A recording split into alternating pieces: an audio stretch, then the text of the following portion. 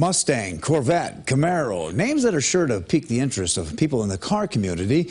Well, a select few even have the time and talent to make their dream car a reality. In tonight's Eye on Kettleland, Travis Fossing introduces us to a retired Sioux Falls police officer with a passion for cars that dates back to his childhood and the friend who shares his love for all things automotive. Step into the garage of Tom Olson and you'll find his life laid out in pictures and memorabilia, and a lineup of classic cars. A lifelong resident of Sioux Falls, Olson was a police officer for more than 25 years, but discovered his passion for cars long before picking up a badge. My folks had a duplex, and the upper level of the duplex was a widow with two sons, both of which were just a little bit older than me, and they were both car guys. Their hobby caught the eye of a preteen Olson. I started looking at what they were doing and admiring the cars that were appearing out in front of the house all the time, so that kind of got it started, I think. Once Tom had a driver's license, he found himself behind the wheel of a 1953 Plymouth, though the ride didn't last long.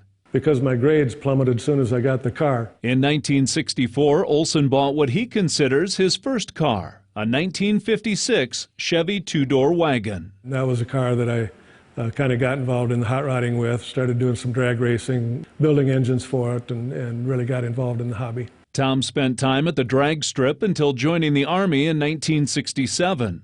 After returning from Vietnam in 1969, he married a Sioux Falls girl named Joyce. We started dating in hot rod Chevys back in 1966. She knows her way around a hot rod. After tying the knot, the Olsons bought a 1969 Chevelle SS 396. It's a vehicle they've owned on 3 separate occasions.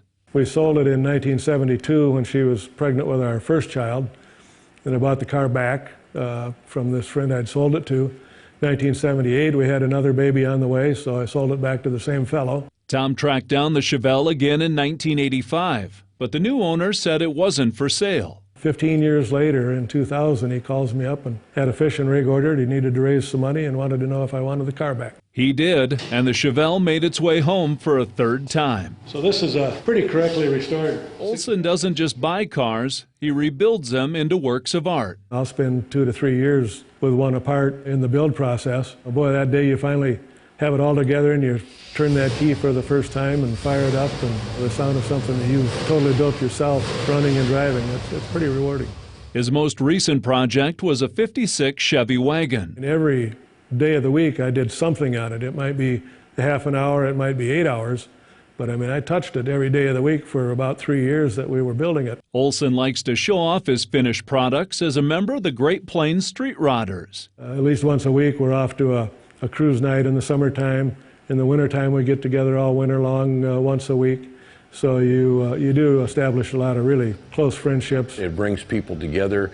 Doesn't matter what your personal opinion or your political opinion is. When we get together, it's about cars. One of those friends is former Sioux Falls police officer and fellow car enthusiast Jerry Miller. My dad did all of his own work on cars back when I was just a little tyke, and if he headed to the garage, I was right on his heels. Miller is also a former auto mechanic and managed to purchase his dream car in 1985. He's got his 1970 Boss 302 Mustang out here that's just a phenomenal car. Miller owned the Mustang for more than 3 decades before completing a full restoration in 2016. Every nut and bolt in that car has been taken apart and put back together. Replated, refinished, rebuilt, everything from one end to the other. Took me 1 year and 2 weeks to do it, but that was my job in 2016 and 17. Every car guy has their favorite brand, and for Olson and Miller, it comes down to Ford versus Chevy. We like poking each other about our brands of cars, and he probably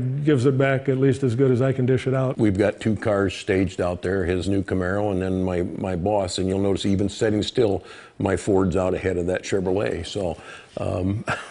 He's a Ford guy, but Miller says Olson's 1963 Chevy Bel Air brings him back to his teenage days. I learned to drive on a 62 Chevy Biscayne, and that 63 Bel Air is as close to it as you can get. While a lot of people would go, nah, I'd take this one or that one, like I say, that's got the memories of me learning to drive. Miller is currently building a 1950 Ford F1 pickup, while Olson's future is a bit hazy. I think I'm done with the big rebuilds, although you never know.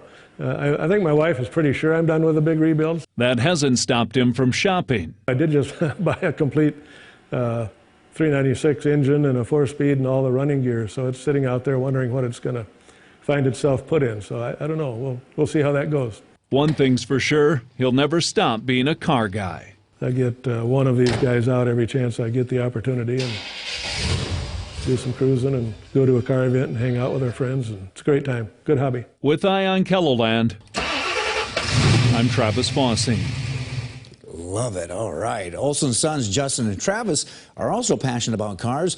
Travis owns multiple hot rods, while Justin works for a company that designs and manufactures instrumentation systems for muscle cars and hot rods.